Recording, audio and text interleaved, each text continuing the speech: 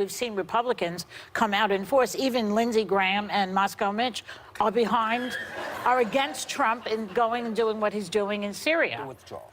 I shouldn't say it that way, but I'm furious.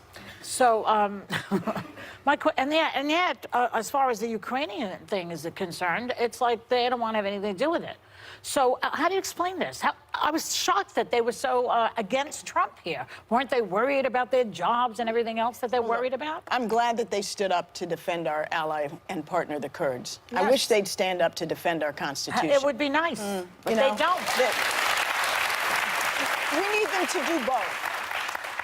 You know, Lindsey Graham had a quotation when he was prosecuting Clinton for impeachment. He said, you know, the purpose of impeachment is to cleanse the office and bring back dignity and integrity and honor. He's the opposite now. Right. Well, I understand. I'm not validating him back then or now. But what I'm saying is, if that's the standard, we're way past honor and dignity in that office. Yeah, that's for sure.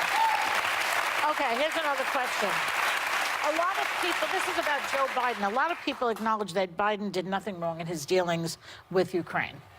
But they think his son taking a high-powered job and a high-paying job was kind of what they call swampy behavior. Now, how harmful has this been to Joe Biden?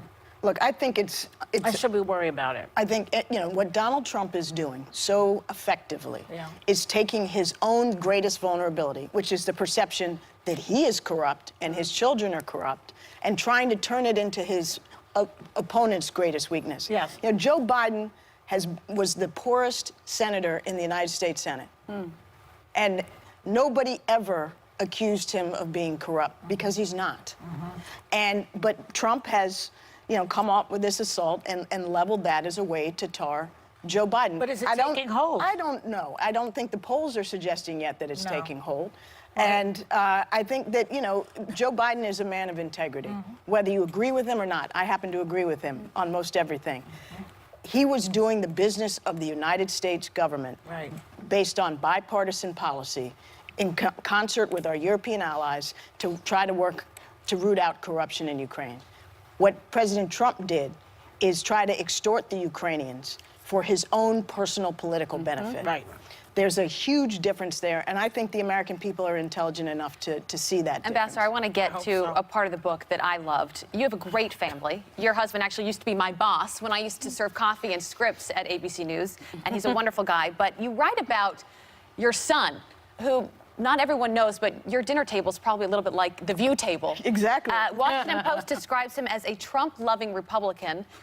Meg and I would argue that Republican's not the same as Trump-loving, but exactly. He's pro-Kavanaugh, he's pro-life. He was head of the Republican Party at Stanford.